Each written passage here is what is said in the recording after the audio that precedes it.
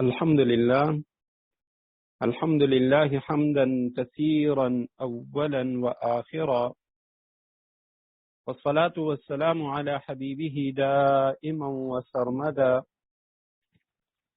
أما بعد، فأعوذ بالله من الشيطان الرجيم. بسم الله الرحمن الرحيم. قل أغير الله أتخذ وليا فاطر السماوات والأرض وهو يطعم ولا يطعم. قل إني أمرت أن أكون أول من أسلم ولا تكونن من المشركين. قل إني أخاف إن عصيت ربي عذاب يوم عظيم. صدق الله العظيم. اللهم صل على محمد النبي الأمي وعلى آله وأصحابه وبارك وسلم. رب اشرح لي صدري ويسر لي أمري واحلل عقدة من لساني يفقهوا قولي. رب زدني علما. اللهم صل على محمد النبي الأمي وعلى آله وأصحابه وبارك وسلم. اللهم أرنا الحق حقا وارزقنا اتباعه وأرنا الباطل باطلا وارزقنا اجتنابه. سورہ انعام آیت نمبر 14 اور 15 یہاں سے انشاءاللہ آج ہم آغاز کریں گے۔ سورہ انعام کے بارے میں ابتدائی کچھ باتیں پہلے درس میں الحمدللہ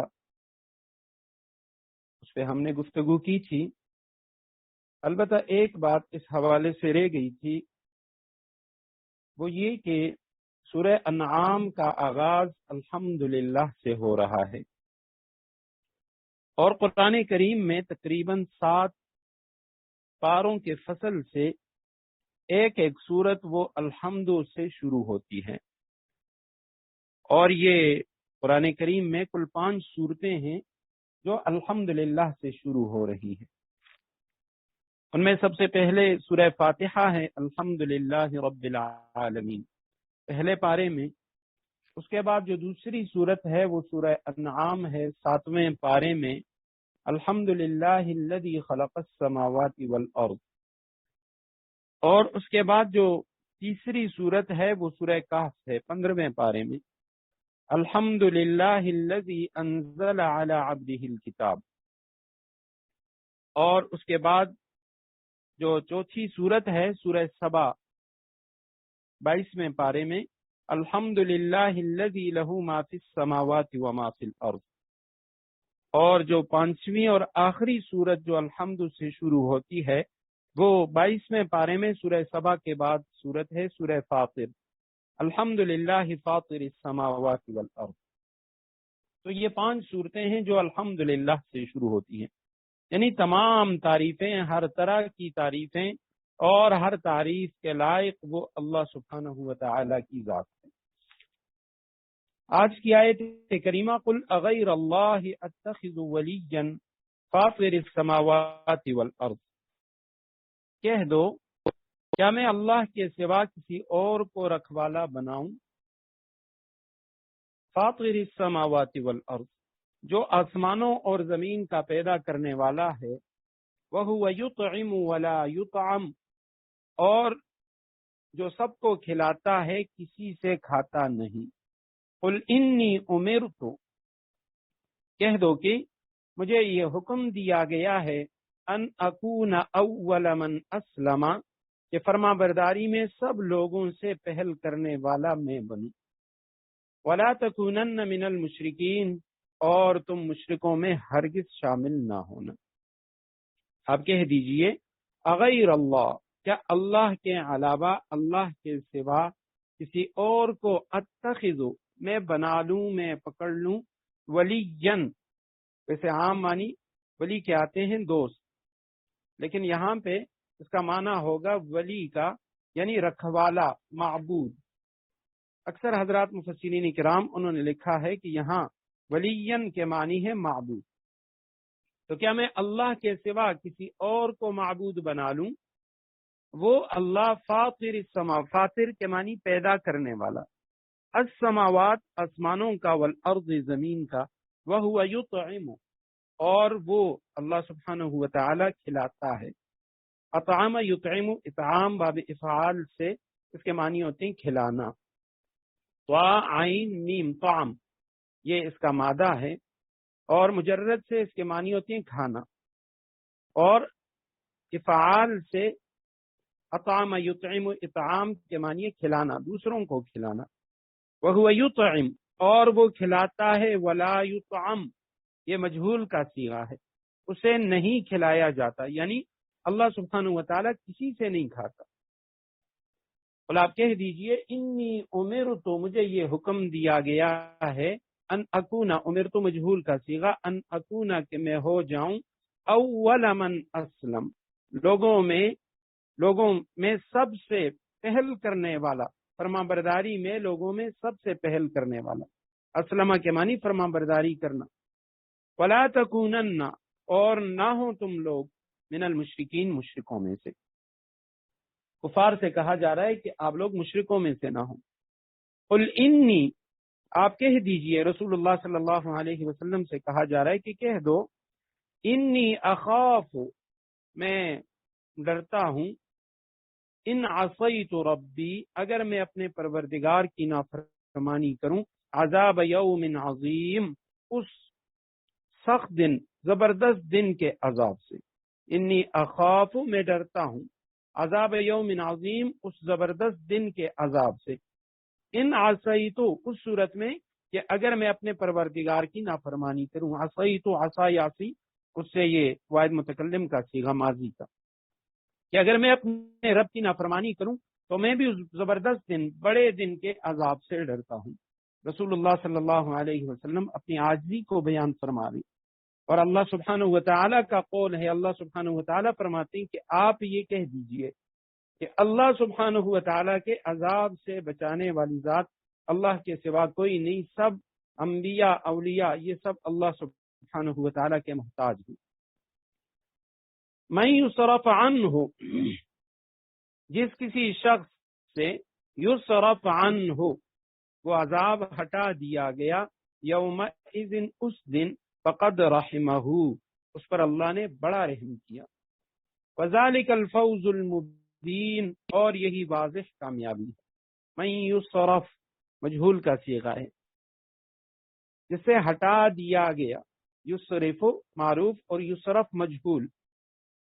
تو اس کے معنی ہے یہ ضرب یضرب سے، صرف یصرف سے، یصرف یصرف، تو یہ مضارع مجہول کا صیغہ ہے، یعنی اس سے ٹال دیا جائے گا، ہٹا دیا جائے گا، یومئذ اس دن، قیامت کے دن جس سے عذاب کو ہٹا لیا گیا، فقد رحمہ اس پر اللہ نے بڑا رحم کیا، اللہ سبحانہ و تعالیٰ نے جس کو بھی عذاب سے بچا لیا تو یہ اللہ سبحانہ و تعالیٰ کا اس پہ بڑا رحم ہوگا۔ وذالک الفوز المبین اور یہی واضح کامیابی ہے، مبین واضح کامیابی، کھلی کامیابی۔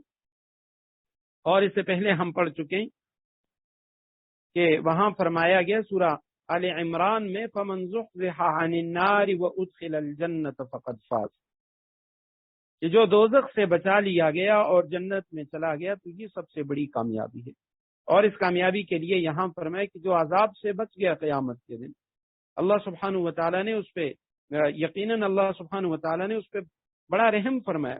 شفقت و مہربانی اللہ سبحانہ و تعالیٰ نے فرما دی۔ اس کی وجہ یہ ہے کیونکہ یہاں یہ نہیں کہا کہ یعنی جس بندے نے اپنے آپ کو عذاب سے بچا لیا، بلکہ فرمایا کہ جس کسی شخص سے اس دن وہ عذاب ہٹا دیا گیا، کیونکہ وہ اپنے گناہوں کی وجہ سے وہ تو عذاب کا مستحق ہے، اور انسانوں میں سے کوئی بھی ایسا انسان نہیں ہے جو اپنے عمل کی وجہ سے وہ جنت حاصل کر لے، اللہ کی رضا حاصل کر لے، یہ اللہ سبحانہ و تعالیٰ کا فضل ہوتا ہے۔ آپ صلی اللہ علیہ وسلم نے جب صحابہ کرام کے سامنے اس مضمون کی حدیث بیان کی تو صحابہ کرام نے سوال کیا، یا رسول اللہ کیا آپ بھی اپنے عمل کی وجہ سے جنت میں نہیں جا سکتے؟ آپ صلی اللہ علیہ وسلم نے فرمایا نہیں، الا ان یتغمدنی اللہ، سوائے اس کے کہ اللہ سبحانہ و تعالیٰ مجھ پہ اپنا فضل فرمائے، میں بھی اللہ کے فضل سے جنت میں جاؤں گا۔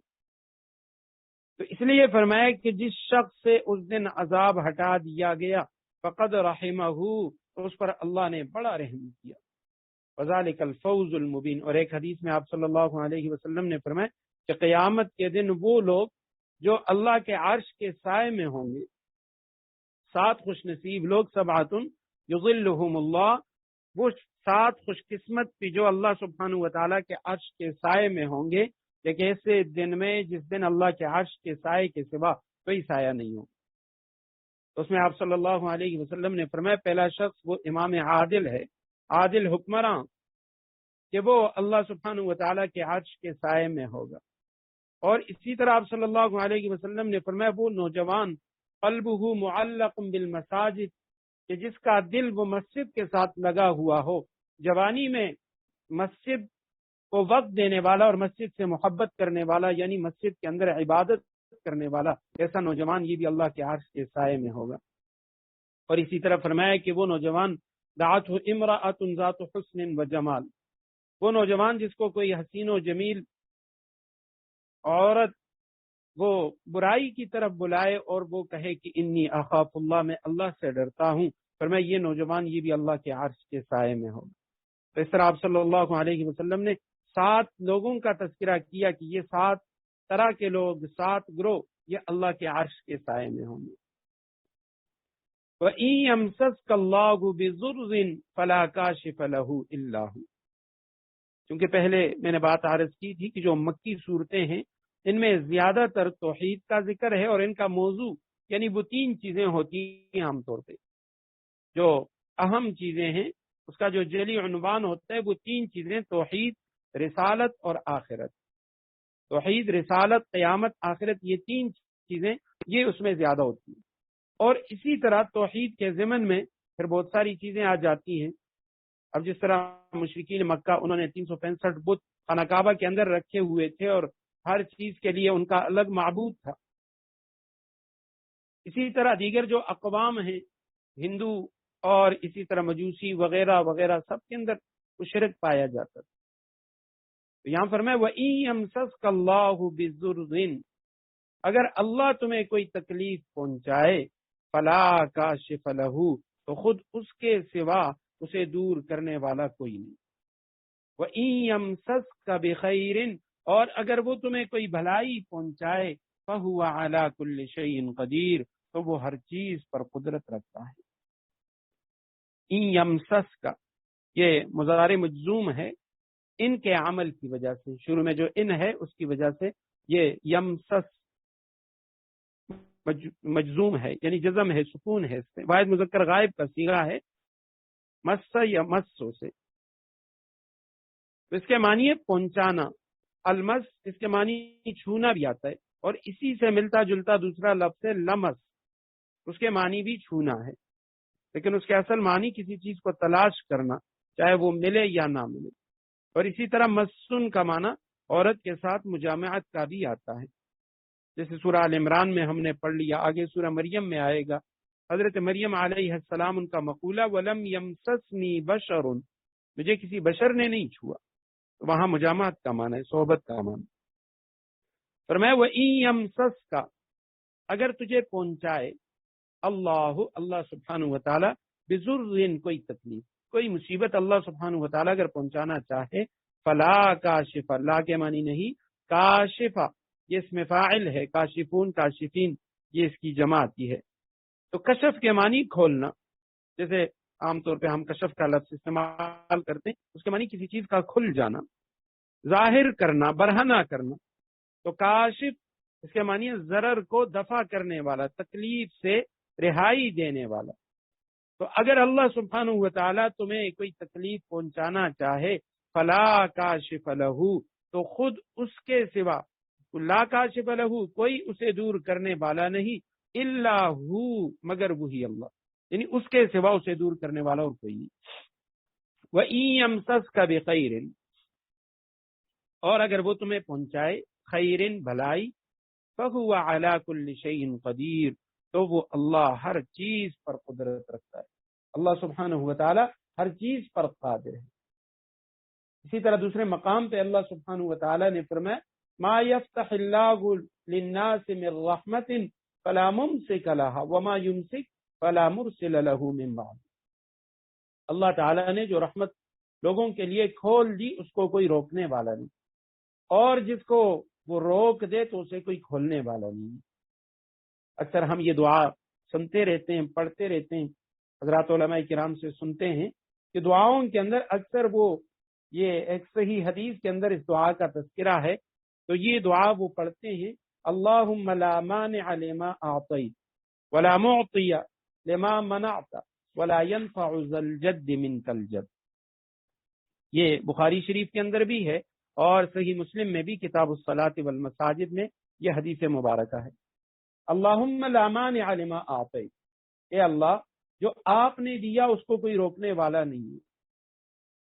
اور ولا معطی لما منعت، جو آپ نے روک دیا اس کا کوئی دینے والا نہیں،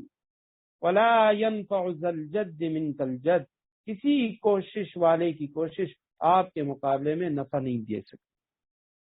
کیونکہ نفع نقصان دینے والی، ضرر اور خیر پہنچانے والی ذات وہ اللہ سبحانہ و تعالیٰ کی ذات ہے،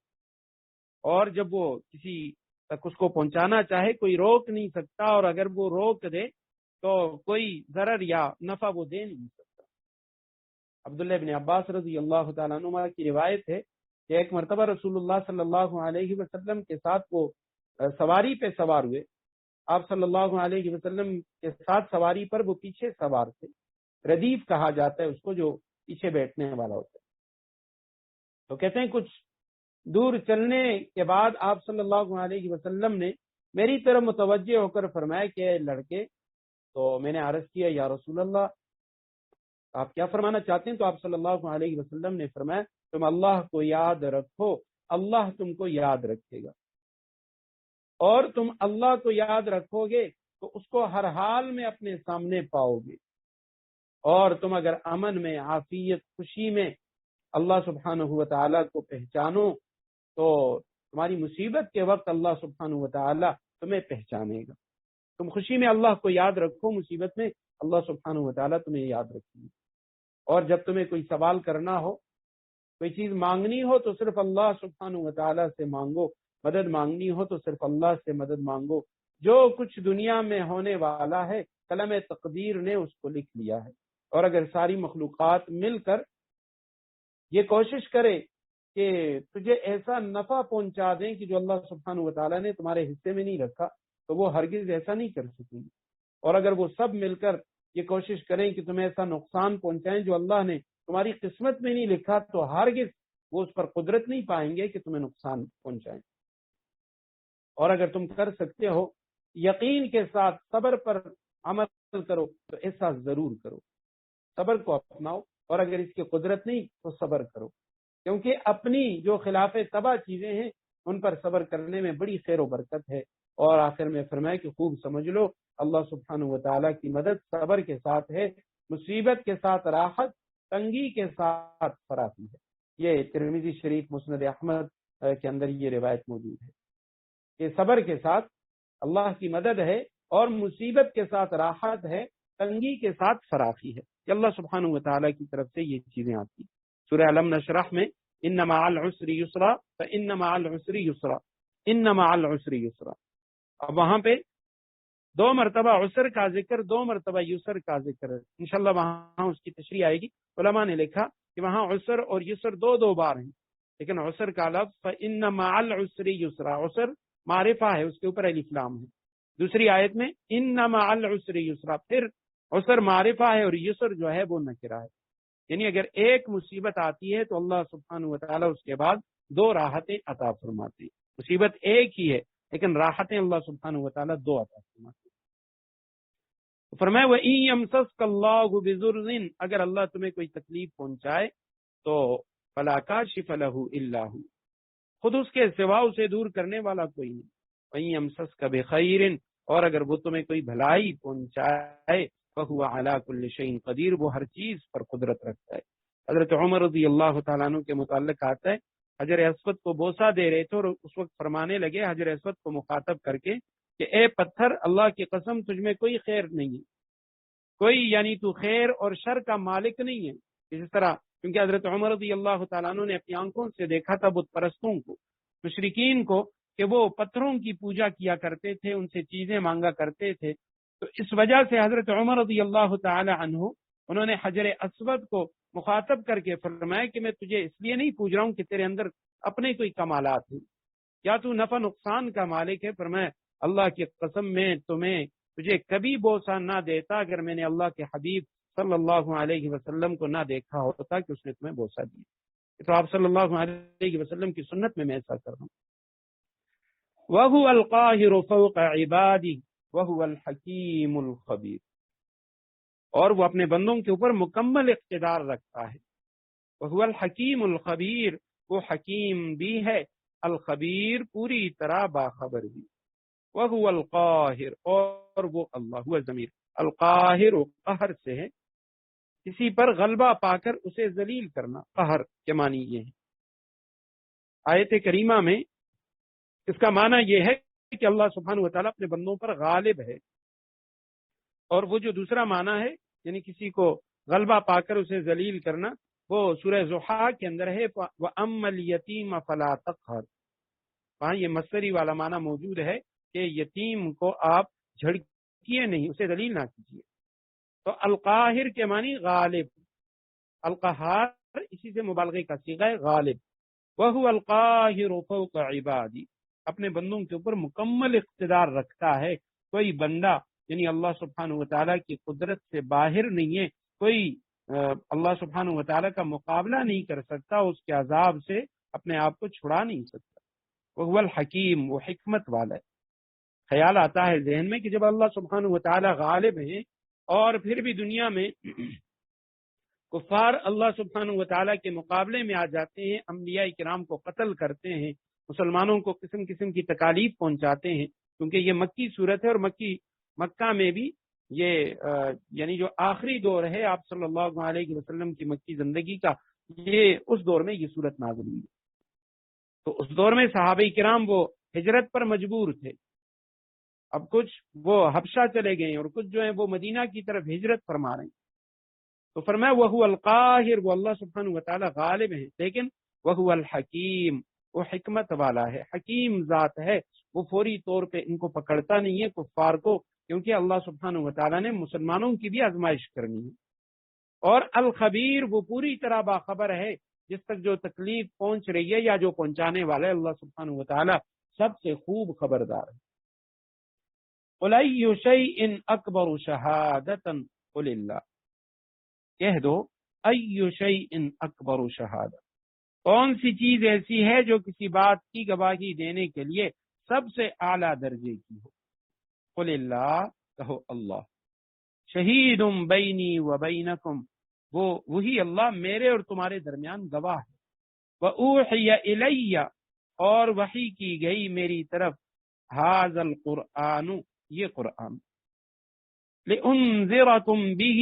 تاکہ اس کے ذریعے میں تمہیں بھی ڈراؤں، وَمَن بلغ، اور ان سب کو بھی جنہیں یہ قرآن پہنچے۔ اَإِنَّکُم، کیا تم لوگ، لَتَشْہَدُونَ، سچ مچ یہ گواہی دے سکتے ہو، ان مع اللہ آلہۃ اخری، کہ اللہ کے ساتھ اور بھی معبود ہیں۔ قل، کہہ دیجئے، لا اشہد، میں تو ایسی گواہی نہیں دوں گا۔ قل انما، اور کہہ دیجئے، انما هو الہ واحد، وہ تو صرف ایک خدا ہے، ایک الہ معبود ہے۔ واننی بریء، اور میں ان سب سے بیزار ہوں، مما تشرکون، جن جن چیزوں کو تم اس کی خدائی میں شریک ٹھہراتے ہو۔ قل، آپ کہہ دیجئے، ای شیء، کون سی چیز، اکبر، زیادہ اعلیٰ ہے، زیادہ بڑی ہے، شہادتاً، گواہی دینے کے لیے، یعنی کس کی گواہی، وہ سب سے اونچی ہے۔ قل اللہ، رسول اللہ صلی اللہ علیہ وسلم سے کہا جا رہا ہے آپ کہہ دیجئے کہ اللہ کی گواہی، اس سے بڑی گواہی تو کسی کی نہیں ہو سکتی۔ شہید بینی و بینکم، وہ گواہ ہے، بینی میرے درمیان، و بینکم تمہارے درمیان، یعنی ہمارے درمیان، میرے اور تمہارے درمیان گواہ وہ اللہ ہے۔ وَأُوحِیَ، مجہول کا صیغہ، وحی کی گئی میری طرف، الیہ، میری طرف، ھذا القرآن، یہ قرآن، لِأُنذِرَکم، واحد متکلم کا صیغہ، تاکہ میں ڈراؤں تمہیں بھی اس قرآن کے ذریعے، ومن بلغ اور ان لوگوں کو بھی، من بلغ جن تک یہ قرآن پہنچا، اِنکم حمزہ استفہام کا کہ کیا تم لوگ، لتشہدون یعنی سچ مچ یہ گواہی دیتے ہو، تاکید کے لیے اعلام، تم گواہی دیتے ہو، ان مع اللہ کہ اللہ کے ساتھ آلہۃ اخری اور بھی معبود ہیں، کیا تم سچ مچ یہ اس طرح مانتے ہو؟ قل لا اشہد، آپ کہہ دیجئے میں تو نہیں ایسی گواہی نہیں دیتا، قل کہہ دیجئے انما هو الہ واحد، وہ الہ اللہ الہ واحد، وہ ایک معبود ہے، ایک خدا ہے، واننی اور یقیناً میں بریء بیزار ہوں، بے تعلق ہوں، بے گناہ ہوں، براءت سے ہے کہ میں برات کا اعلان کرتا ہوں، مما ان چیزوں سے تشرکون جن کو تم اللہ کے ساتھ شریک ٹھہراتے ہو۔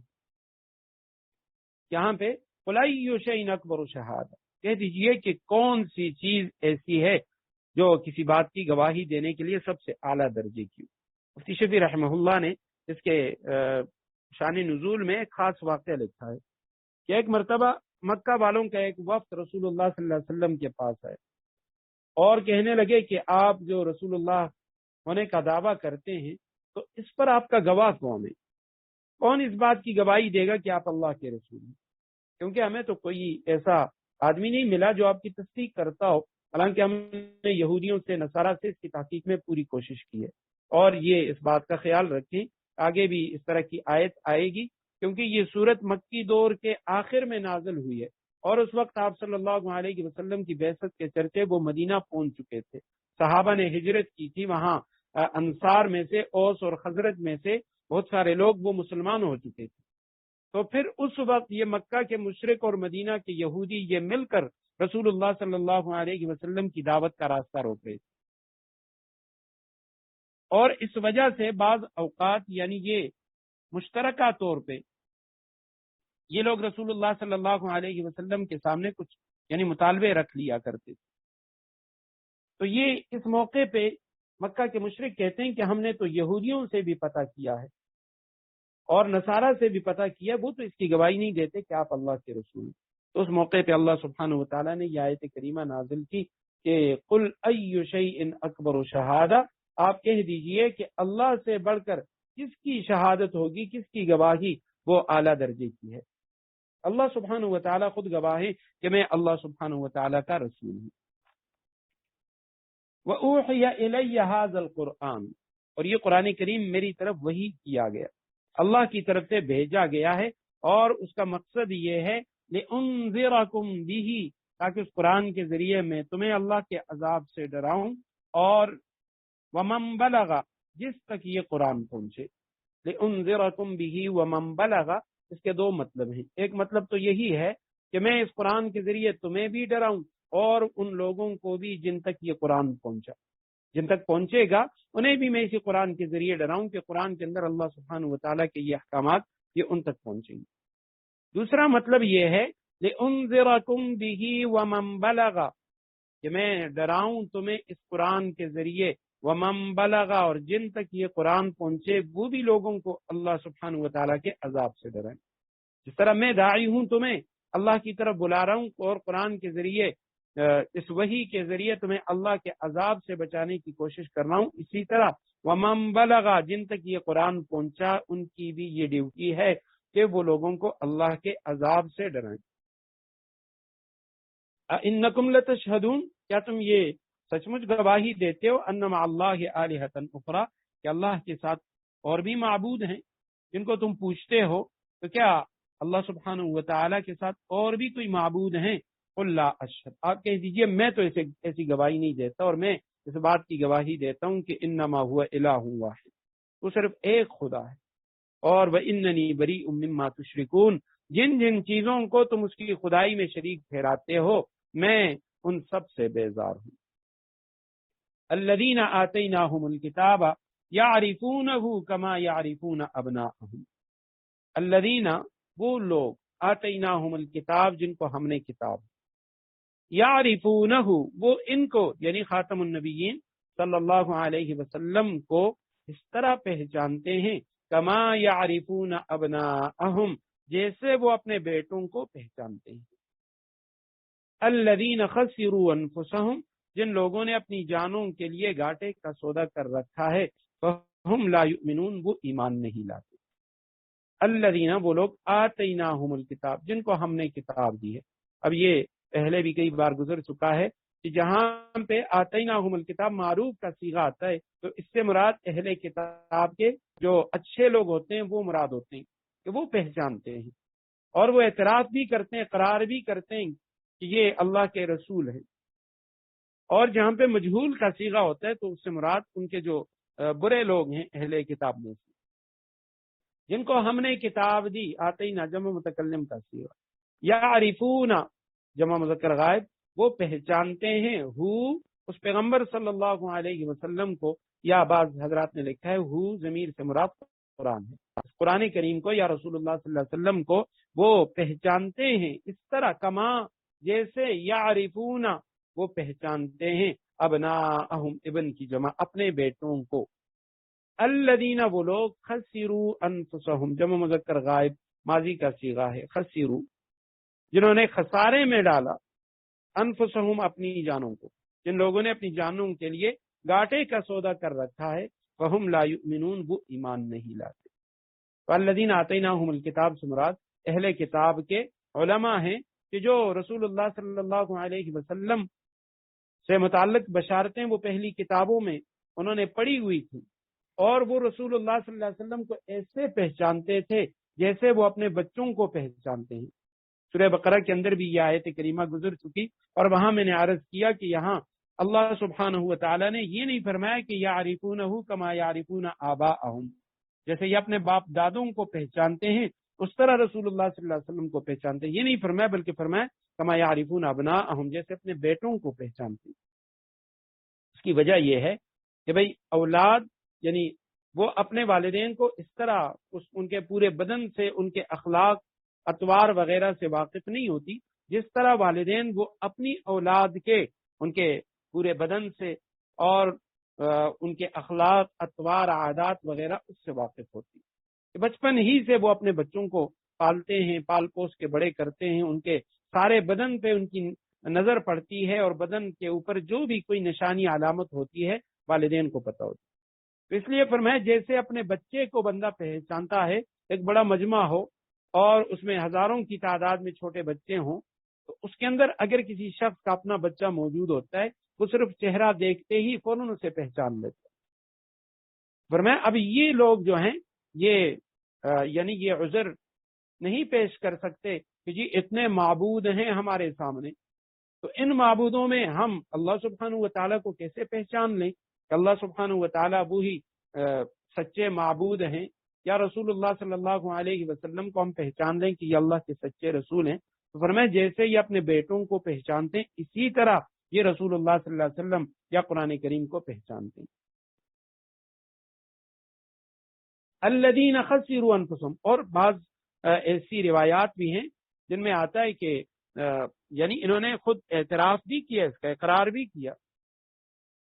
عبداللہ ابن سلام رضی اللہ تعالیٰ عنہ جو یہودیوں کے بہت بڑے عالم تھے اور انہوں نے اسلام قبول کیا، بعض روایتوں میں آتا ہے کہ وہ شروع ہی میں جیسے رسول اللہ صلی اللہ علیہ وسلم نے ہجرت کی اور آپ صلی اللہ علیہ وسلم کے پاس آئے تو اسی وقت انہوں نے اسلام قبول کر لیا۔ مسلمان ہونے کے بعد حضرت عمر رضی اللہ تعالیٰ عنہ نے ایک موقع پہ ان سے سوال کیا کہ قرآن کریم کے اندر یہ آیت ہے یعرفونہ کما یعرفون ابناءہم، تو یہ اہل کتاب یہ لوگ رسول اللہ صلی اللہ علیہ وسلم کو ایسے پہچانتے ہیں جیسے اپنے بیٹوں کو، تو کیا تم لوگ رسول اللہ صلی اللہ علیہ وسلم کو واقعی اس طرح پہچانتے تھے کہ یہ اللہ کے رسول ہیں؟ تو عبداللہ ابن سلام رضی اللہ تعالیٰ عنہ نے جواب دیا حضرت عمر رضی اللہ تعالیٰ عنہ کو، وَأَيْمُ اللَّهِ، فرمائے اللہ کی قسم، انا بمحمد اشد معرفتا منی بابنی، اللہ کی قسم میں محمد صلی اللہ علیہ وسلم کو اپنے بیٹے سے بھی زیادہ اچھے طریقے سے پہچانتا ہوں، یعنی ان کی نبوت پر مجھے اپنے بیٹے کے بیٹے ہونے سے زیادہ رسول اللہ صلی اللہ علیہ وسلم کے رسول ہونے کا یقین ہے۔ اور پھر خود فرمائے لِأَنِّي لَا أَدْرِي مَا أَحْدَثَتْ أُمُّهُ، کیونکہ مجھے نہیں پتا کہ ہو سکتا ہے میری گھر والی نے میرے ساتھ کوئی خیانت کی ہو، لیکن رسول اللہ صلی اللہ علیہ وسلم کی جو علامات و نشانیاں میں نے تورات کے اندر پڑھی ہیں ان میں کوئی شک و شبہ نہیں ہے۔ اور اس طرح کئی دیگر واقعات ہیں، حدیث کی کتابوں میں ان کا ذکر آتا ہے۔ آپ صلی اللہ علیہ وسلم ایک موقع پہ آپ صلی اللہ علیہ وسلم یہودی بچے کی عیادت کے لیے گئے، اور وہ بچہ کبھی کبھی آپ صلی اللہ علیہ وسلم کی مجلس میں آیا کرتا تھا۔ تو جب آپ صلی اللہ علیہ وسلم وہاں تشریف لے گئے تو اس کا باپ اس کے سرہانے بیٹھا ہوا وہ تورات پڑھ رہا تھا، تو آپ صلی اللہ علیہ وسلم نے اس کو تسلی دی، اور وہ روایت میں آتا ہے کہ وہ بچہ جو ہے وہ اتنا خوبصورت تھا کہ احسن الفتیان، نوجوانوں میں جو سب سے زیادہ خوبصورت ہوتے فرمائے سے خوبصورت تھا۔ آپ صلی اللہ علیہ وسلم جب ان کے پاس گئے اور اس بچے سے آپ صلی اللہ علیہ وسلم نے کہا، پہلے آپ صلی اللہ علیہ وسلم نے اس کے باپ کو مخاطب کیا، انشدک بالذی انزل التوراۃ، میں تجھے اس اللہ کا واسطہ دیتا ہوں جس نے تورات نازل کی، هل تجد فی کتابک ھذا صفتی و مخرجی، کیا تو اپنی اس کتاب میں میری کچھ نشانیاں وہ تو پاتا ہے؟ تو کہتے ہیں اس نے سر ہلایا اور اس نے کہا نہیں۔ سر ہلا کے اس یہودی نے کہا کہ نہیں، اس کتاب میں ایسی کوئی نشانی نہیں۔ کہتے ہیں وہ جو چھوٹا بچہ تھا اس کا بیمار، تو وہ فوراً کہنے لگا ای والذی انزل التوراۃ انا لنجد فی کتابنا صفتک و مخرجک، اللہ کی قسم جس اللہ نے یہ تورات نازل کی ہے، ہم اپنی کتاب میں آپ کی جو نشانیاں ہیں وہ سب یا رسول اللہ ہم پاتے ہیں۔ اور اسی وقت اس بچے نے کہا انی اشہد ان لا الہ الا اللہ وانک رسول اللہ، میں اس بات کی گواہی دیتا ہوں اللہ کے سوا کوئی معبود نہیں، آپ اللہ کے رسول ہیں۔ تو آپ صلی اللہ علیہ وسلم نے فرمایا اقیم الیہودی عن اخیکم، اس یہودی کو اپنے اس بھائی کے پاس سے ہٹا لو، یعنی چونکہ اس بچے نے کلمہ پڑھ لیا، اس نوجوان نے، اب یہ مسلمان ہو گیا، تو اس کا جو کفن دفن غسل وغیرہ وہ سب اب ہم کریں گے۔ یہ مسند احمد کی روایت ہے۔ اسی طرح ایک دوسری روایت کے اندر آتا ہے، اب اس بچے نے تو کہا کہ یا رسول اللہ میں تورات میں آپ کی نشانیاں میں نے دیکھی ہیں، اور یہ ایک بڑا عجیب واقعہ کتابوں کے اندر لکھا ہے، حدیث کی کتابوں میں۔ حضرت زید بن ثانہ رضی اللہ تعالیٰ عنہ، ان کے قبول اسلام کا واقعہ بھی اس سے ملتا جلتا ہے، اور ایک اور یہودی کا واقعہ کہ وہ رسول اللہ صلی اللہ علیہ وسلم کے پاس آئے اور اس کے رسول اللہ صلی اللہ علیہ وسلم پر کچھ دینار قرضہ تھا۔ اس نے آپ صلی اللہ علیہ وسلم سے مطالبہ کیا کہ مجھے میرے پیسے واپس کریں، وہ دینار واپس کریں، تو آپ صلی اللہ علیہ وسلم نے فرمایا میرے پاس اس وقت نہیں ہے۔ تو کہتے ہیں وہ یہودی کہنے لگا انی لا افارقک یا محمد حتی تعطینی، اے محمد صلی اللہ علیہ وسلم جب تک آپ مجھے میرے پیسے واپس نہیں کریں گے میں آپ کو نہیں چھوڑوں گا۔ تو آپ صلی اللہ علیہ وسلم نے فرمایا کہ میں تمہارے ساتھ بیٹھنے کے لیے تیار ہوں، اگر تم مجھے یہاں سے جانے نہیں دیتے تو میں ادھر ہی تمہارے ساتھ بیٹھنے کے لیے تیار ہوں، لیکن میرے پاس ابھی پیسے نہیں ہیں۔ تو روایت میں آتا ہے کہ آپ صلی اللہ علیہ وسلم اس کے پاس وہاں بیٹھ گئے، آپ صلی اللہ علیہ وسلم نے ظہر کی نماز ادھر پڑھی، عصر کی نماز وہاں پڑھی، مغرب کی نماز وہاں پڑھی، عشاء کی نماز پڑھی، اور یہاں تک کہ دوسرے دن صبح کی نماز بھی ہو گئی۔ آپ صلی اللہ علیہ وسلم اسی یہودی کے پاس اسی مقام پہ بیٹھے رہے۔ تو صحابہ کرام نے جب یہ دیکھا، صحابہ کرام سے برداشت نہ ہوا، اور حدیث میں آتا ہے یتحددونہ ویتواعدونہ، صحابہ کرام اسے دھمکانے لگے اور اسے یہودی کو ڈرانے لگے۔ تو آپ صلی اللہ علیہ وسلم نے فرمایا کہ یہ تم لوگ کیا کر رہے ہو؟ انہوں نے کہا یا رسول اللہ یہ یہودی اس کی مجال کس نے آپ کو روکے ہوا ہے یہاں پہ؟ تو آپ صلی اللہ علیہ وسلم نے فرمایا منعنی ربی ان اظلم معاہدا، میرے رب نے مجھے منع کیا ہے کہ میں جس شخص کے ساتھ میرا معاہدہ ہو چکا ہے میں اس پہ ظلم کروں، میں نے اس سے قرض لیا ہے، اب اس کی ادائیگی مجھ پہ لازم ہے، تو میرے رب نے مجھے منع کیا ہے کہ میں اس کے ساتھ اب زور زبردستی کروں۔ تو کہتے ہیں جب سورج تھوڑا اوپر ہو گیا، روشنی پھیل گئی، تو آپ صلی اللہ علیہ وسلم اس یہودی کے پاس بیٹھے رہے، صحابہ کو بھی منع کہ اس کو کچھ نہیں کہنا۔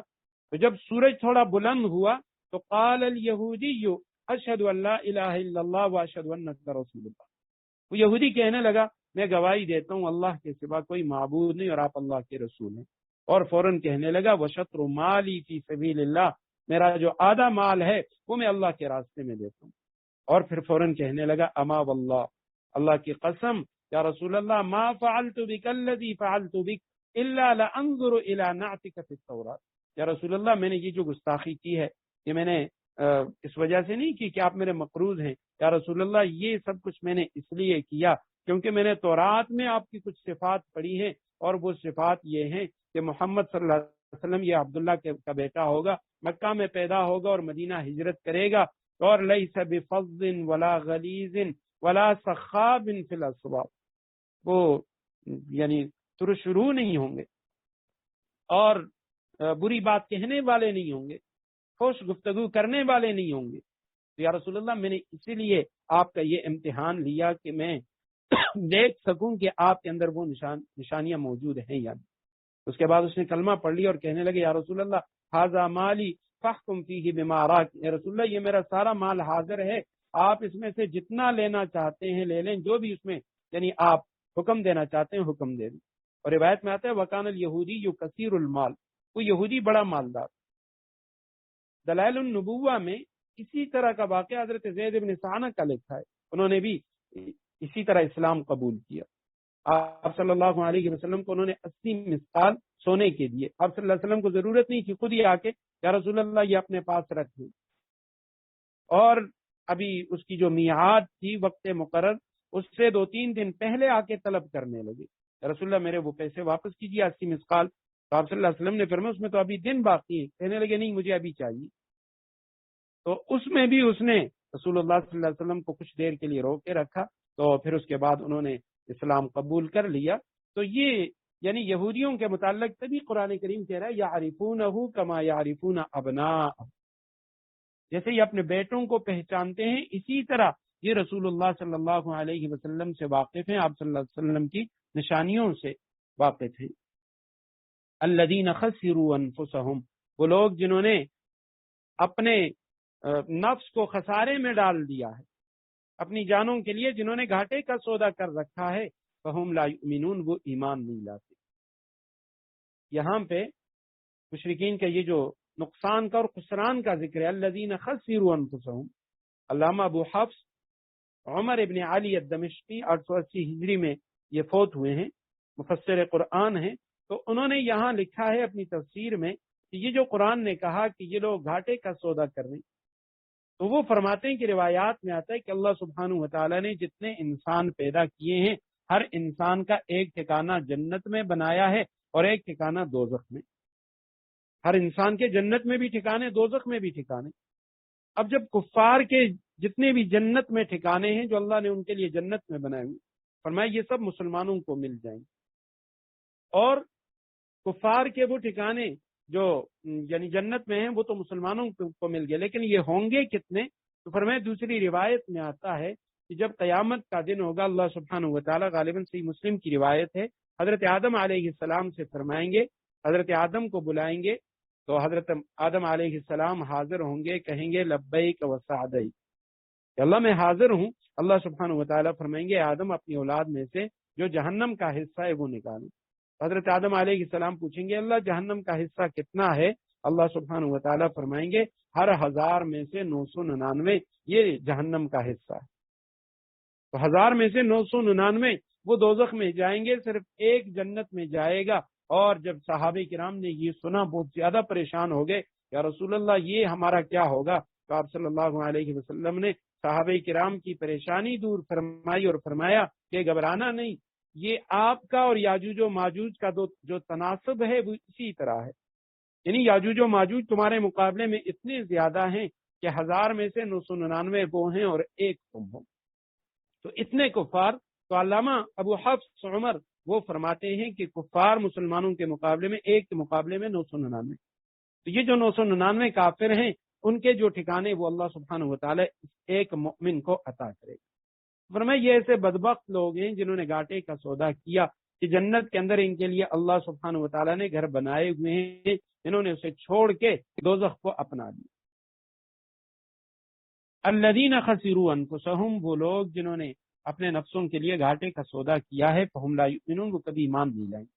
ومن اظلم ممن افترى علی اللہ کذبا وکذب بآیاتہ انہ لا یفلح الظالمون، اور اس شخص سے بڑھ کر ظالم کون ہو سکتا ہے؟ ممن افترى علی اللہ کذبا، جو اللہ پر جھوٹا بہتان باندھے، او کذب بآیاتہ، کہ اللہ کی آیتوں کو جھٹلائے، انہ لا یفلح الظالمون، یقین رکھو ظالم لوگ فلاح نہیں پا سکتے۔ ویوم نحشرہم جمیعا، اور اس دن کو یاد کرو، نحشرہم جمیعا، جب ہم جمع کریں گے، اکٹھا کریں گے، جمیعاً سب کے سب کو، ثم نقول، پھر ہم کہیں گے، للذین، ان لوگوں سے، اشرکوا، جنہوں نے شرک کیا، این شرکاؤکم، کہاں ہیں تمہارے وہ معبود، وہ جن کو تم نے شریک بنا لیا تھا، الذین کنتم تزعمون، جن کے بارے میں تم یہ دعویٰ کرتے تھے کہ وہ خدائی میں اللہ کے ساتھ شریک ہیں۔ یوم نحشرہم، جب ہم ان کو جمع کریں گے، حشر کے معنی جمع کرنا، جب ہم جمع کریں گے، جمیعاً سب کے سب کو، اس دن کو یاد رکھو، جب سب کو جمع کریں گے، ثم نقول، پھر ہم کہیں گے، للذین، ان لوگوں سے، اشرکوا، جنہوں نے شرک کیا ہوگا دنیا میں، این شرکاؤکم، کہاں ہیں تمہارے وہ شریک، الذین، وہ، کنتم تزعمون، جن کے بارے میں تم دعویٰ کیا کرتے تھے، جن کے شریک ہونے کا تم دعویٰ کرتے تھے، تزعمون، تم دعویٰ کرتے تھے، زعم یزعم، یہ مضارع جمع مذکر حاضر کا صیغہ ہے۔ زعم کا زیادہ تر استعمال قرآن کریم میں، یعنی جو باطل دعوے ہیں ان کے متعلق آتا ہے، ایسی چیز کے متعلق کہ جس میں جھوٹ کا احتمال ہو یا وہ مشکوک ہو، تو ایسی چیزوں کے لیے قرآن مجید نے زعم کا لفظ استعمال کیا ہے۔ کنتم تزعمون، جن کے بارے میں تم دعوے کیا کرتے تھے، تو یہاں آیت کریمہ میں یہ جو لفظ ہے ثم نقول، پھر ہم کہیں گے، یہاں مفتی شبیر رحمہ اللہ نے لکھا ہے کہ نحشرہم جمیعا، لوگوں کو اللہ سبحانہ وتعالی پہلے جمع فرمائیں گے، اور ثم نقول، یہ بعد میں ان سے جس وقت حساب کتاب لیا جائے گا اس وقت کی گفتگو ہوگی۔ اور فرمایا شروع سے یہ جو لوگ ہیں قیامت کے دن، چونکہ وہ بعض روایتوں میں آتا ہے کہ 50,000 سال کا ایک دن ہے، اور بعض روایتوں میں آتا ہے کہ بلکہ قرآن کریم کی آیتوں میں کان مقدارہ 50,000 سنہ، ایک آیت کریمہ میں اس دن کی مقدار 50,000 سال، اور دوسری جگہ ان یوما عند ربک کالف سنہ، 1,000 سال کا دن ہوگا۔ تو یہ یعنی لوگوں کے جو گناہ ہیں، گناہ گاروں کے، ان کے اپنے گناہوں کی وجہ سے، کہ جو کافر ہیں ان کے لیے تو ایسے عذابات ہوں گے جن کی وجہ سے وہ ایک دن ان کے لیے 50,000 سال کا دن بن جائے گا، اور جو ان سے تھوڑے ہلکے گناہ والے ہوں گے ان کے لیے 1,000 سال کی طرح محسوس ہوگا۔ تو فرمایا عرصہ دراز تک یہ جو لوگ ہیں قیامت کے دن یہ حیرت اور تذبذب کے عالم میں کھڑے رہیں گے، اور مدت کے بعد حساب اور سوالات شروع ہوں گے، اس لیے فرمایا ثم نقول، یہ ثم تراخی کے لیے آتا ہے، بعد کے لیے، تو ثم نقول یعنی مدت دراز کے بعد ہم ان سے یہ گفتگو کریں گے اور حساب و کتاب شروع کریں گے۔ ثم لم تکن فتنتهم الا ان قالوا والله ربنا ما كنا مشرکین، اس کے بعد ان کے پاس کوئی بہانہ نہیں ہوگا، لم تکن فتنتهم، ان کے پاس کوئی بہانہ نہیں ہوگا، الا ان، سوائے اس کے، قالوا، وہ کہیں گے، واللہ ربنا، ہمارے رب کی قسم، اللہ کی قسم جو ہمارا پروردگار ہے، ما کننا مشرکین، ہم تو مشرک نہیں تھے، ہم نے تو کبھی شرک نہیں کیا۔ ثم لم تکن فتنتهم، پھر نہیں ہوگا ان کے پاس کوئی بہانہ۔ فتنے کا جو لغوی معنی ہے وہ پرکھنا ہے، آزمائش کرنا ہے، یہاں فتنے سے مراد عذر ہے، بہانہ ہے۔ حضرت عبداللہ ابن عباس رضی اللہ تعالیٰ عنہما، انہوں نے اس کا معنی کیا عذر، جواب، اور حضرت حسن بصری رحمہ اللہ وہ فرماتے ہیں فتنے سے مراد یہاں ان کا کفر ہے، کفر کا جو انجام ہے وہ مراد ہے کہ ان کے پاس پھر اس کے لیے کوئی جواب نہیں ہوگا۔ ثم لم تکن فتنتهم، اس وقت ان کے پاس کوئی بہانہ نہیں ہوگا، کوئی جواب نہیں ہوگا، الا ان، سوائے اس کے، قالوا، وہ کہیں گے، واللہ ربنا، اللہ کی قسم، ربنا، جو ہمارا پروردگار ہے، ما کننا مشرکین، ہم تو مشرک نہیں تھے۔ انظر کیف کذبوا علی انفسہم، دیکھو یہ اپنے معاملے میں کس طرح جھوٹ بول جائیں گے۔ وضل عنہم ما کانوا یفترون، اور جو معبود انہوں نے جھوٹ موٹ تراش رکھے تھے ان کا انہیں سراغ نہیں مل سکے گا۔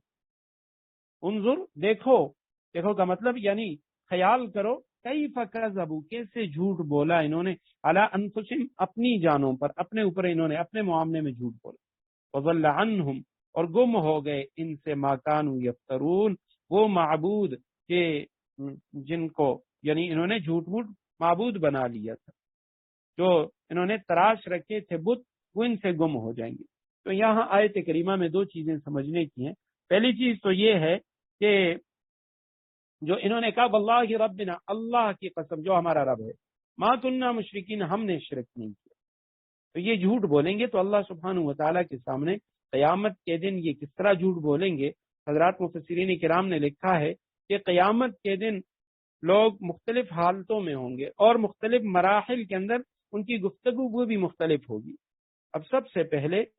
ان کی اپنی زبانی اللہ سبحانہ وتعالیٰ جب ان سے سوال و جواب کریں گے تو یہ کافر جھوٹ بولیں گے اور یہ خیال کریں گے کہ جھوٹ بول کے ہم بچ جائیں گے۔ تو اللہ سبحانہ وتعالیٰ قیامت کے دن تمام انس و جن کے سامنے ان کو رسوا کرنے کے لیے ان کو یہ موقع فراہم کریں گے کہ یہ جھوٹ بول لیں، اور یہ جھوٹ بول لیں گے کہ ہم نے تو اللہ کی عبادت کی، ہم نے بتوں کی عبادت نہیں کی۔ بعد میں اللہ سبحانہ وتعالیٰ ان کے اوپر جو گواہی، جس طرح انبیاء کی گواہی ہوگی اور نیک لوگوں کی گواہی ہوگی، قرآن کی گواہی ہوگی، اسی طرح جیسے سورہ یاسین میں فرمایا الیوم نختم علی افواہہم، زبانوں کے اوپر اللہ سبحانہ وتعالیٰ مہر لگا لیں گے، اور وتکلمنا ایدیہم وارجلہم بما کانوا یکسبون، خود ان کے اعضاء، ان کے ہاتھ پیر، وہ ان کے خلاف گواہی دیں گے۔ تو اس وقت ان کی وہ جو جھوٹی باتیں ہیں وہ ختم ہو جائیں گی، سچائی سامنے آئے گی۔ اور دوسری چیز ضل عنہم ما کانوا یفترون، کہ انہوں نے جو جھوٹ موٹ کے بت تراش رکھے تھے وہ ان سے گم ہو جائیں گے، ان کا انہیں یعنی کوئی سراغ نہیں مل سکے گا۔ حالانکہ قرآن کریم میں دوسری جگہ پہ ہے اللہ سبحانہ وتعالیٰ نے فرمایا کہ قیامت کے دن ہم ان کو بھی جمع کریں گے اور ان کے ساتھ ان کے جو معبود ہیں ان کو بھی ہم جمع کریں گے۔ احشروا الذین ظلموا وازواجہم وما کانوا یعبدون، قیامت کے دن حکم ہوگا کہ جمع کر دو ظالموں کو اور ان کے ساتھیوں کو اور ان کو جن کی یہ لوگ عبادت کیا کرتے تھے۔ تو جہاں وہاں پر میں کہ ان تینوں کو جمع کیا جائے گا، جبکہ یہاں ان سے ان کے جو معبود ہے وہ گم ہو جائیں گے۔ تو فرماتے ہیں اس کا مطلب یہ ہے ضل عنہم ما کانوا یفترون، کہ دنیا میں جن سے یہ توقع رکھا کرتے تھے کہ یہ لوگ ہمارے معبود ہیں اور یہ ہمیں عذاب سے بچائیں گے، اللہ کے سامنے ہماری شفاعت کریں گے، سفارش کریں گے، تو ان کی وہ جو توقعات ہیں وہ گم ہو جائیں گی، ختم ہو جائیں گی۔ وہ بت ان کی کوئی مدد نہیں کر سکیں گے، ان کا ہونا اس طرح ہوگا کہ گویا وہ ہے ہی نہیں، ان کی کچھ مدد وہ نہیں کر سکیں گے۔ وَمِنْهُمْ مَنْ يَسْتَمِعُ إِلَيْكَ، ان میں سے کچھ لوگ ایسے بھی ہیں یستمع الیک، جو تمہاری بات کان لگا کر سنتے ہیں، غور سے سنتے ہیں۔ وجعلنا علی قلوبہم اکنۃ، مگر چونکہ ان کا یہ سننا طلب حق کے بجائے ضد پر اڑے رہنے کے لیے ہوتا ہے، تو اس لیے وجعلنا، اور ہم نے بنایا علی قلوبہم، ان کے دلوں پر، اکنۃ، پردے، ہم نے ان کے دلوں کے اوپر پردے ڈال دیے ہیں، ان یفقہوہ، اس لیے کہ وہ اس کو سمجھتے نہیں ہیں، وفی آذانہم وقرا، اور ان کے کانوں میں بہرا پن پیدا کر دیا ہے، وَإِن يَرَوْا كُلَّ آیَةٍ، اور اگر وہ ایک ایک کر کے ساری نشانیاں دیکھ لیں، لا یؤمنوا بها، تب بھی وہ ایمان نہیں لائیں گے، حتیٰ، یہاں تک کہ انتہا یہ ہے، اذا جاؤک، جب یہ تمہارے پاس آتے ہیں، یجادلونک، تو جگڑنے کے لیے آتے ہیں، جھگڑا کرتے ہیں آپ سے، یقول الذین کفروا، یہ کافر لوگ یوں کہتے ہیں، ان ھذا الا اساطیر الاولین، یہ قرآن پچھلے لوگوں کی داستانوں کے سوا کچھ نہیں۔ ومنہم، ان میں سے کچھ لوگ، من یستمع الیک، کان لگاتے ہیں آپ کی طرف، غور سے سنتے ہیں۔ یستمع الیک کے معنی ہے کان لگا کر سننا، غور سے سننا۔ وجعلنا، اور ہم نے بنا دیا، علی قلوبہم، ان کے دلوں پر، قلب کی جمع دل، اکنتن، یہ کنان کی جمع ہے، کاف نون الف نون، پردے، غلاف، ہم نے ان کے دلوں پر پردے ڈال دیے ہیں، ان یفقہوہ، اس سے کہ ان یفقہوہ، اصل میں یہ لفظ جو ہے اللہ یفقہوہ، قرآن کریم میں اس کی کئی مثالیں ہیں کہ ایسی جگہوں میں لام کا لفظ، لا کا لفظ وہ محذوف ہوتا ہے، اللہ یفقہوہ، تاکہ وہ اسے نہ سمجھیں۔ اور بعض حضرات فرماتے ہیں کہ کراہت ان یفقہوہ، یعنی اس کو سمجھنے سے وہ کراہت محسوس کرتے ہیں، وہ اسے نہیں سمجھنا چاہتے، اس لیے ہم نے ان کے دلوں کے اوپر پردے ڈال دیے۔ وفی آذانہم اذن، آذان کانوں کو کہا جاتا ہے، اور ان کے کانوں میں وقرن، یہ گرانی، بہرا پن، ہم نے ان کے کانوں پر پردے ڈال دیے، دلوں پر پردے ڈال دیے، اور کانوں کے اندر ہم نے بہرا پن پیدا کر دیا۔ وہ ان، اور اگر یرو، یہ دیکھ لیں، یرونا ہے اصل میں، کل آیت، ہر آیت کو، ہر نشانی کو، لا یؤمنو بہا، تب بھی یہ یقین کرنے والے، ایمان لانے والے نہیں، حتی، یہاں تک، انتہا یہ ہے ان کے کفر کی، ضد اور ہٹ درمی کی، اذا جاؤک یجادلونک، جب یہ آپ کے پاس آتے ہیں جدال کے لیے، جھگڑے کے لیے، آپ کے پاس آتے ہیں جھگڑا کرنے کے لیے صرف۔ یقول الذین کفروا، کافر لوگ یوں کہتے ہیں، ان ھذا، نہیں ہے یہ قرآن، الا مگر اساطیر، اساطیر اسطورہ کی جمع ہے، بے سر و پا داستانوں کو کہا جاتا ہے، اولین، اول کی جمع، تو ان ھذا، نہیں ہے یہ، الا مگر اساطیر الاولین، جو پہلے لوگ، پچھلے جو گزر چکے ہیں ان لوگوں کی داستانوں کے سوا یہ قرآن کچھ نہیں ہے۔ قرآن کریم کے متعلق وہ لوگ ایسی باتیں کرتے ہیں۔ کئی بار نضر ابن حارث مشرکین کا سردار تھا، تو اس نے وہ مختلف ممالک کا تجارتی سفر کیا کرتا تھا، تو اس نے کیا کیا کہ وہاں سے کچھ لونڈیاں ساتھ لے کے آیا، گانے بجانے والی، اور مکہ میں ان کی محفل سجاتا اور لوگوں سے کہتا کہ آؤ، الیاذ باللہ یہ محمد تو تم لوگوں کو پچھلے لوگوں کی داستانیں سناتا، آؤ میں تمہیں یہاں پہ جو عجم کے بادشاہ ہیں تو میں تمہیں ان کے قصے سناؤں، اور اس کے ساتھ یہ جو گانے بجانے والی عورتیں ہیں ان کا رقص بھی دیکھو، ان کا گانا بھی سنو۔ وَهُمْ يَنْهَوْنَ عَنْهُ وَيَنْأَوْنَ عَنْهُ وَإِنْ يُهْلِكُونَ إِلَّا أَنفُسَهُمْ وَمَا يَشْعُرُونَ۔ وَهُمْ يَنْهَوْنَ عَنْهُ، اور دوسروں کو بھی اس قرآن سے روکتے ہیں، وَيَنْأَوْنَ عَنْهُ، خود بھی اس سے دور رہتے ہیں، وَإِنْ يُهْلِكُونَ، اور وہ ہلاک نہیں کرتے، إِلَّا أَنفُسَهُمْ، سوائے اپنے آپ کے، وہ اپنی جانوں کے سوا کسی اور کو ہلاکت میں نہیں ڈال رہے، وَمَا يَشْعُرُونَ، لیکن ان کو احساس نہیں۔ ینہونا، نہا ینہی سے روکنا، جیسے نہیں عن المنکر کا لفظ ہے، تو ینہونا، وہم ینہونا، اور وہ خود جو ہیں وہ رکتے ہیں، عنہ، اس قرآن سے وہ منع کرتے ہیں، وہ یعنی روکتے ہیں اپنے آپ کو بھی، اور وینأونا، دور رہتے ہیں، نأیٌ سے ہے، نأیٌ سے معنی، اس کے معنی ہے دور رہنا، تو وہ دوسروں کو بھی منع کرتے ہیں، اور وینأونا عنہ، خود بھی رسول اللہ صلی اللہ علیہ وسلم سے وہ دور رہتے ہیں، وَإِن يُهْلِكُونَ، یعنی نہ کسی اور کو قریب آنے دیتے ہیں نہ خود قریب آتے ہیں، وَإِن يُهْلِكُونَ إِلَّا أَنفُسَهُمْ، وہ اپنی جانوں کے سوا کسی اور کو ہلاکت میں نہیں ڈالتے، وَمَا يَشْعُرُونَ، اور وہ سمجھتے نہیں۔ یہاں پہ اس کے دو مطلب ہیں، ایک تو یعنی اس کا عام مفہوم ہے، وہ یہ ہے کہ دوسروں کو اس قرآن سے روکتے ہیں اور خود بھی یہ رکے رہتے ہیں، خود بھی اس کے قریب نہیں آتے۔ اور بعض حضرات وہ فرماتے ہیں ینأون عنہ، یہ اس سے تمام کفار مراد ہیں کہ وہ رسول اللہ صلی اللہ علیہ وسلم کی اتباع سے لوگوں کو روکتے ہیں، وینأون عنہ، خود بھی اتباع نہیں کرتے۔ جبکہ حضرت عبداللہ ابن عباس رضی اللہ تعالیٰ عنہما، حضرت حسن بصری رحمہ اللہ، وہ حضرات فرماتے ہیں کہ اس سے مراد رسول اللہ صلی اللہ علیہ وسلم کے چچا جناب ابو طالب ہیں۔